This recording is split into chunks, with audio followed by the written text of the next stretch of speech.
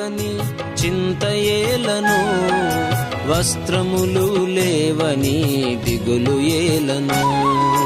ఆకాశ పక్షులను చూడుడి చూడుడి, విత్తవు కోయవు పంటను కూర్చుకోనవు.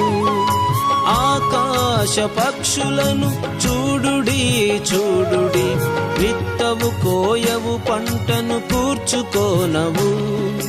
ఆయనే వాటిని పోషించుచున్నాడు, ఆయనే వాటిని పోషించుచున్నాడు.